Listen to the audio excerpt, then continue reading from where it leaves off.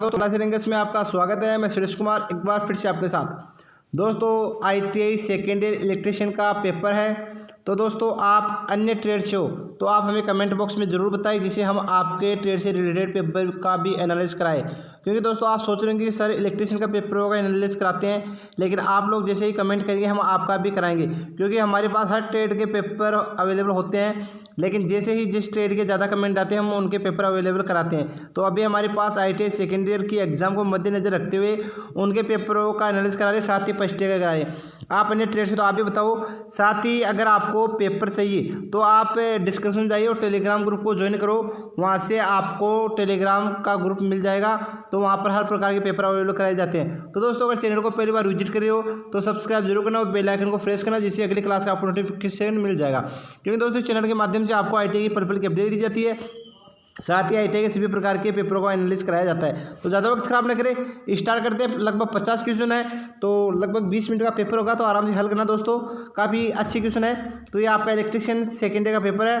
तो पहला क्वेश्चन है दोस्तों क्या है, 3 फेज इंडक्शन मोटर के ब्लॉक्ड रोटर परीक्षण द्वारा किस हानि की पहचान की जाती है। काफ़ी अच्छा क्वेश्चन है दोस्तों। तो दोस्तों हमेशा इसके द्वारा कॉपर हानि ज्ञात की जाती है। तो करेक्ट आंसर क्या आएगा, डी। अगला क्वेश्चन दोस्तों, 3 फेज मोटर में प्राप्त होने वाली 2 परिवर्तनीय गतियों की गति नियंत्रण के लिए कौन सी पद्धति का प्रयोग किया जाता है। तो दोस्तों इसके लिए हम स्टेटर पोल्स की संख्या को बदलकर उसकी गति को नियंत्रित कर सकते हैं या कम ज़्यादा कर सकते हैं। तो करेक्ट आंसर ए। अगला क्वेश्चन है दोस्तों, स्लिप रिंग इंडक्शन मोटर को वाउंड रोटर के साथ क्यों लगाया जाता है। तो दोस्तों वाउंड रोटर के साथ इसलिए लगाया जाता है क्योंकि उच्च आरंभिक गति और परिचालक के बल के लिए इसको लगाया जाता है। अगला क्वेश्चन है दोस्तों 4 नंबर क्वेश्चन, कंट्रोल सर्किट द्वारा किस प्रचालन का प्रयोग किया जाता है। तो बताओ दोस्तों। अब इसका अंग्रेजी में जो पत्र दे रखा है, यानी चित्र अंग्रेजी, तो हम इंग्लिश में देखते क्या चित्र डायग्राम दे रखा है दोस्तों। क्वेश्चन नंबर 4 नंबर था दोस्तों। तो 4 नंबर का ये रहा डायग्राम। तो बताओ ये डायग्राम देखकर बताओ ये कौन सा है। तो दोस्तों ये डायग्राम है, तो बताओ ये डायग्राम देखकर बताओ कौन सा है। तो दोस्तों ये आपका जोंगिंग या इंचिंग परिपथ होता है। अब जोंगिंग या इंचिंग परिपथ क्या होता है दोस्तों, जो क्या करता है किसी मोटर आदि को स्टार्ट करने से पहले, यानी उसको हम जैसे क्या करते हैं उसको बेचते हैं, तो उससे पहले उसको जोंगिंग या इंचिंग को बोलते हैं, यानी सर्किट पूर्ण होने से पहले उसको चालू या बंद करके देखना, इसे बोलते हैं इंचिंग या जोंगिंग। यानी इसका कुल मिला के करेक्ट आंसर आएगा सी। अगला क्वेश्चन है दोस्तों, 1 मिनट 4 क्वेश्चन हो चुके हैं। 5वां नंबर क्वेश्चन। अगला क्वेश्चन दोस्तों, स्वचालित स्टार डेल्टा स्टार्टर में टाइमर का क्या कार्य है। तो दोस्तों स्वचालित स्टार डेल्टा स्टार्टर में जो आपका टाइमर होता है वो है हमेशा स्टार से डेल्टा के लिए बदलाव के लिए टाइमर लगाया जाता है। तो करेक्ट आंसर स्टार से डेल्टा के लिए बदलाव के लिए। अगला क्वेश्चन है दोस्तों, क्वेश्चन आपका 3 फेज मोटर्स के पृथक प्रतिरोध को मापने के लिए किस उपकरण का प्रयोग किया जाता है। तो दोस्तों पृथक प्रतिरोध मापने के लिए हम शंट प्रकार का ओम मीटर आता है उसका उपयोग करते हैं, और उच्च प्रतिरोध मापने के लिए हम सीरीज प्रकार के ओम मीटर का उपयोग करते हैं। तो इसका करेक्ट आंसर आएगा सी। अगला क्वेश्चन दोस्तों, यदि भार के साथ चलने पर 1 फेज की काट दिया जाए तो 3 फेज वाली इंडक्शन मोटर का क्या प्रभाव पड़ेगा। तो इसमें होगा मोटर धीमी गति पर चलेगी लेकिन वाइंडिंग शीघ्र जल जाएगी, क्योंकि उसमें क्या हो रहा है 1 फेज की कमी आ रही है, यानी उसको जो वोल्टेज चाहिए वो पूर्ण वोल्टेज नहीं मिल पा रहे, इस कारण वाइंडिंग जल भी सकती है। तो करेक्ट आंसर बी। अगला क्वेश्चन दोस्तों, यदि सिंगल फेजिंग परवेटर के साथ वाले स्टार्टर को चालू नहीं किया जाए तो कौन सा दोष उत्पन्न होता है। दोस्तों उसमें होता है अनुपयुक्त फेज क्रम। क्या होता है, अनुपयुक्त फेज क्रम। इसके कारण क्या होता है, स्टार्टर को चालू किया जाए तो भी उसमें दोष उत्पन्न होता है, यानी वो सिंगल फेजिंग दर्शाता है। अगला क्वेश्चन है, वार्निंग का नाम बताइए जो चित्र पत्र में दिखाया गया है। अब दोस्तों इसके डायग्राम में देखते हैं। 9 नंबर क्वेश्चन में चलते हैं, और क्या डायग्राम है दोस्तों, 9 नंबर ये दोस्तों। तो बताओ दोस्तों ये कौन सा है। तो दोस्तों ये आपकी जो वार्निंग है इसे बोलते हैं हम बास्केट वार्निंग। क्या बोलते हैं, बास्केट वार्निंग, यानी बास्केट वार्निंग तरह आकृति। इसका करेक्ट आंसर क्या आएगा दोस्तों, लास्ट, यानी डी इसका करेक्ट आंसर आएगा। काफ़ी अच्छा क्वेश्चन है दोस्तों, काफ़ी बार एग्जाम में बहुत बार पूछा गया ये क्वेश्चन, तो इसको थोड़ा सा ज़्यादा ध्यान देना इधर, क्योंकि वाइंडिंग में से काफ़ी क्वेश्चन आते हैं। अगला क्वेश्चन, 3 फेज मोटर में वाइंडिंग के बीच फेज विस्थापना कितना होता है? तो 3 फेज मोटर में तीनों फेजों के बीच कोण कितना होता है? तो 120 डिग्री। अगर आपको 2 फेज की पूछे तो वहाँ पर 180 डिग्री होता है। सॉरी, 2 फेज के 90 डिग्री होता है दोस्तों, 3 फेज के 120, और आपको पूछे कि 2 फेज, तो 2 फेज में 180 डिग्री होता है। ठीक है दोस्तों। अगला क्वेश्चन है, यदि भार के साथ मोटर निम्न गति पर चल रही है तो AC 3 फेज इंडक्शन मोटर में क्या त्रुटि है? क्वेश्चन एक बार दोबारा देख लो। यदि भार के साथ मोटर निम्न गति पर चल रही है तो AC 3 फेज इंडक्शन मोटर में क्या त्रुटि है? तो दोस्तों स्टेटर वाइंडिंग में आंशिक शॉर्ट सर्किट दोष है, इसी कारण मोटर निम्न गति पर चल रही है। तो करेक्ट आंसर बी। अगला क्वेश्चन दोस्तों, वाउंड रोटर के साथ सिंगल फेज मोटर को लगाया जाता है। तो दोस्तों क्यों लगाया जाता है? तो ये हमेशा रिपल्सन मोटर के रूप में लगाया जाता है। क्या लगाया जाता है? वाउंड रोटर हमेशा। तो करेक्ट आंसर ए। अगला क्वेश्चन है, मोटर के चालू होने के बाद यदि अपकेंद्री स्विच को अलग ना किया जाए तो क्या प्रभाव पड़ेगा? दोस्तों अगर हम अपकेंद्री स्विच को अलग नहीं किया जाए तो क्या होगा? आरंभिक वाइंडिंग जल सकती है, तभी आपका जो स्विच होता है अपकेंद्री स्विच, जो 75% स्पीड प्राप्त करने के बाद में अपना आप ही ऑफ हो जाता है। अगला क्वेश्चन है दोस्तों, यदि प्रतिरोध के विषम में सिंगल फेज मोटर की गति वाइंडिंग और आरंभिक वाइंडिंग के बीच क्या संबंध होता है? तो दोस्तों इन दोनों के बीच संबंध होता है, गति वाइंडिंग कम होती है और आरंभिक वाइंडिंग अधिक होती है, यानी रनिंग तो उसकी कम होती है और स्टार्टिंग अधिक होती है। अगला क्वेश्चन दोस्तों, सैंडेड पोल मोटर में चिन्हित भाग अक्ष का कार्य बताइए। चित्र अंग्रेजी पत्र में दिखाया गया है। तो दोस्तों एक बार इंग्लिश वाले पेपर में चलो, वहाँ देखते हैं इसका क्या डायग्राम दिखाया गया है। क्वेश्चन नंबर है 15। तो दोस्तों ये है आपका, तो ये आपका डायग्राम दोस्तों, ये क्या है? तो दोस्तों ये डायग्राम आपको इस अक्ष भाग का नाम पूछ रहा है। तो ये दोस्तों आपका रोटर मूवमेंट कर रहा है, तो ये होता है आपका ऊपर वाला है पोल शू, और ये नीचे वाला क्या पोल है। तो ये इन्वर्टेड है रोटर मूवमेंट, यानी रोटर को उत्तेजित करने वाला भाग है। तो इसका करेक्ट आंसर क्या आएगा? बी। क्या आएगा? बी। तो क्वेश्चन नंबर था ये, ये क्वेश्चन नंबर था 15। तो इसमें आएगा रोटर गति के प्रारंभ करना, इसमें दर्शाया गया है। अगला क्वेश्चन है दोस्तों, capacity start induction run motor की घूर्णन दिशा को किस प्रकार बदला जा सकता है? तो कैपेसिटी स्टार्ट रन मोटर की घूर्णन गति मुख्य वाइंडिंग टर्मिनल को आपस में बदलकर इसकी घूर्णन गति चेंज करती है। तो करेक्ट आंसर बी। अगला क्वेश्चन दोस्तों, कौन सी single phase motor tapped field control पद्धति को प्रयोग में लाया जाता है? तो वो होती है दोस्तों आपका यूनिवर्सल मोटर। क्या है? यूनिवर्सल मोटर काम में ली जाती है इसमें। अगला क्वेश्चन है, रिपल्सन मोटर की घूर्णन दिशा को किस प्रकार परिवर्तित किया जा सकता है? तो रिपल्सन मोटर है ये ऐसी मोटर जिसकी ओनली हम ब्रश को कसका कर उसकी स्पीड चेंज करते हैं। तो इसका करेक्ट आंसर है ब्रश अक्ष को शिफ्ट करके, यानी उसको दाएं या बाएं करके चेंज कर सकते हैं। अगला क्वेश्चन है, रेवोल्ड मोटर को वार्निश करने से पूर्व वार्निंग को गर्म क्यों किया जाता है? तो दोस्तों वार्निंग को गर्म इसलिए किया जाता है ताकि वार्निंग में जो नमी है वह बाहर निकल सके। तो इसका करेक्ट आंसर क्या आएगा? बी। अगला क्वेश्चन दोस्तों, वार्निंग में किस परीक्षण को दर्शाया गया है? चित्र में दर्शाया है। तो दोस्तों आपकी वार्निंग है, डायग्राम देखो। 20 नंबर क्वेश्चन में चलते हैं, डायग्राम देखते हैं एक बार। डायग्राम क्या है, फिर उससे ही हम समझेंगे क्वेश्चन में क्या पूछ रहा है।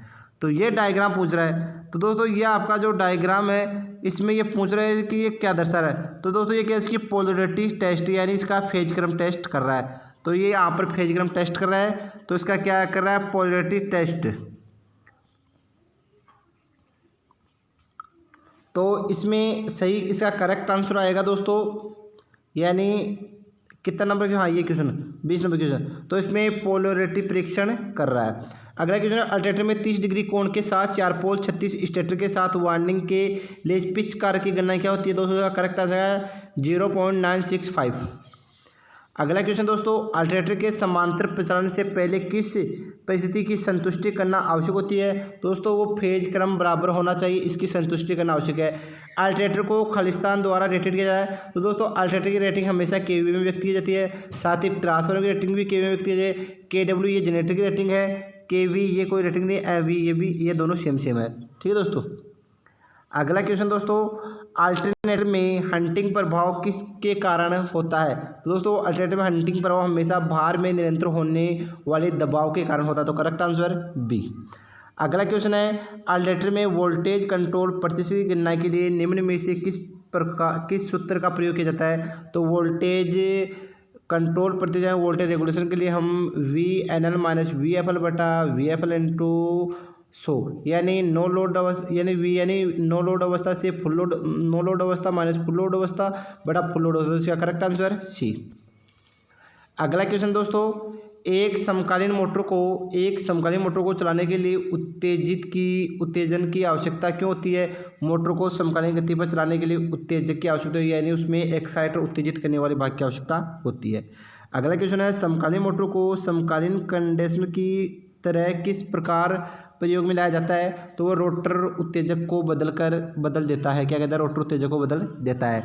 अगला क्वेश्चन है, समकालीन मोटर में डैम्पर वार्निंग का क्या कार्य है? तो दोस्तों समकालीन मोटर होती है उसमें डैम्पर वार्निंग कार्य के समकालीन मोटर को चलाने में सहायक होता है, यानी सहायता प्रदान करता है। अगला क्वेश्चन दोस्तों, किस कन्वर्टर की क्षमता उच्च होती है? तो दोस्तों वह आपका एससीआर होती है, जिसकी क्षमता उच्च होती है, यानी लगभग 100 एम्पीयर तक एसी को डीसी में चेंज करता है। अगला क्वेश्चन है, डीसी जनरेटर में पोल शू का क्या उद्देश्य है? तो दोस्तों पोल शू का उद्देश्य वायु अंतराल में फ्लक्स एक रूपता से फैलाता है, यानी फ्लक्स को एक रूपता से फैलाता है, यानी कम नहीं होने देता, ज़्यादा प्रभावित कराता है।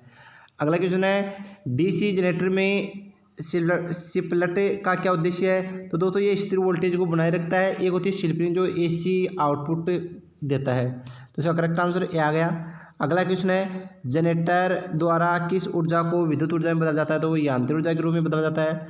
अगला क्वेश्चन दोस्तों, जनरेटर में ब्रश के निर्माण के लिए किस वस्तु की आवश्यकता होती है? तो ब्रश के निर्माण के लिए हमेशा कार्बन और ग्रेफाइट का मिश्रण बना के काम में लिया जाता है, करेक्ट आंसर डी। अगला क्वेश्चन दोस्तों, डीसी जनरेटर अपना अवशिष्ट चुंबकत्व क्यों खो देता है? अक्सरण गुणगति की दिशा बदलने के कारण वो अपना अवशिष्ट चुंबकत्व गुण खो देता है, करेक्ट आंसर सी। अगला क्वेश्चन दोस्तों, जनरेटर में योक और पोल के द्वारा चुंबकीय सर्किट किस प्रकार पूरा करता है? तो आर्मेचर कोर यानी चुंबकीय बदलाव को छेदन करके वह ईएमएफ पैदा करता है, इस प्रकार ये पूर्ण सर्किट करता है, करेक्ट आंसर बी। अगला क्वेश्चन है, यदि डीसी शंट जनरेटर में भार को बढ़ाया जाता है तो टर्मिनल वोल्टेज क्यों घट जाता है? आर्मेचर अभिक्रिया प्रभाव के कारण वह टर्मिनल वोल्टेज घटा देता है, करेक्ट आंसर सी। अगला क्वेश्चन है दोस्तों अगला आपका डीसी जनरेटर के किस प्रकार का प्रयोग लंबी दूरी को रेखाओं में विभाजन करने के लिए किया जाता है? तो वो दोस्तों आपका संचयी यौगिक जनरेटर होता है, यानी संचयी यौगिक कंपाउंड जनरेटर होता है। अगला क्वेश्चन है, बड़े डीसी जनरेटर में आर्मेचर अभिक्रिया के प्रभाव को किस प्रकार न्यूट्रलाइज किया जा सकता है? तो होता है वो आपका कॉम्पेसेटिंग वार्निंग का प्रयोग करके इसको सही किया जा सकता है। अगला क्वेश्चन दोस्तों, डीसी जनरेटर में पृथक प्रतिरोध में सुधार लाने के लिए किस पद्धति का प्रयोग किया जाता है? तो दोस्तों वह है आपका रख रखाव के दौरान मशीन गर्म हवा फूंकता है। अगला क्वेश्चन दोस्तों, विविध भार के अंतर्गत स्थिर गति पर किस डीसी मोटर का प्रसारण किया जाता है? तो वो दोस्तों आपको कम्युलेटिव लॉन्ग शंट मोटर होती है, जिसका प्रसारण किया जाता है। अगला क्वेश्चन है, डीसी शंट मोटर के साथ वाली 3 पॉइंट स्टार्टर में कौन सी कोयल कैसे जुड़ा नहीं होता है? तो दोस्तों आपकी शंट फील्ड के साथ श्रृंखला में जुड़ा होता है, ये इसका सही नहीं है। प्रत्यक्ष रूप से आपूर्ति जुड़ा सही है। आर्मेचर के साथ सीरीज में जुड़ा ये भी सही है। आर्मेचर के साथ समांतर के रूप में जुड़ा ये भी, तो इसका करेक्ट ये सही नहीं होगा। तो इसमें ये पूछा कौन सा सही नहीं है, तो इसमें सी सही नहीं होगा। अगला क्वेश्चन है, डीसी स्टार्टर के आरंभिक प्रतिरोध के किस वस्तु का उपयोग किया जाता है? तो वो हमेशा स्टार्टर में जो आरंभिक वो होते हैं उसके क्या होते हैं प्रतिरोध किसके होते हैं? तो दोस्तों आरंभिक प्रतिरोध हमेशा यूरिया का तार के होते हैं। अगला क्वेश्चन है, डीसी मोटर की गति नियंत्रण पद्धति का नाम बताइए। तो दोस्तों आर्मेचर ड्राइवेटर विधि है, जो इसके डायग्राम में दर्शाया गया है। तो आप 43 नंबर क्वेश्चन देखो और उसमें ये डायग्राम देखो, जिससे आपका ये कन्फर्म हो जाएगा। 1 मिनट 43 ये दोस्तों ये पूछ रहा है, तो ये आर्मेचर ड्राइविंग मेथड है, तो इसका करेक्ट आंसर 1 नंबर आएगा। तो 43 नंबर क्वेश्चन था, क्या था 43 नंबर क्वेश्चन। तो ये दोस्तों आपकी आर्मेचर डायवर्टर पद्धति थी। अगला क्वेश्चन है, कम्यूटेटर में भारी स्पार्किंग क्यों होती है? तो ब्रश की गलत स्थिति के कारण इसमें स्पूलिंग होती है। अगला क्वेश्चन है डीसी फील्ड कॉइल के लिए किस वाइंडिंग वायर की आवश्यकता होती है? तो वो सुपर इनेमल्ड कॉपर वायर की आवश्यकता होती है। Correct answer A. अगला क्वेश्चन है किस प्रकार की आर्मेचर वाइंडिंग को दर्शाया गया है डायग्राम में? दोस्तों ये आपकी डुप्लेक्स लेफ्ट वाइंडिंग है। एक बार डायग्राम जरूर देख लो आप, क्योंकि डायग्राम से बहुत चीज़ क्लियर हो जाती है। तो ये है आपका, देख लो। तो दोस्तों ये कौन सी है? तो ये आपकी डुप्लेक्स लेफ्ट वाइंडिंग है। Correct answer D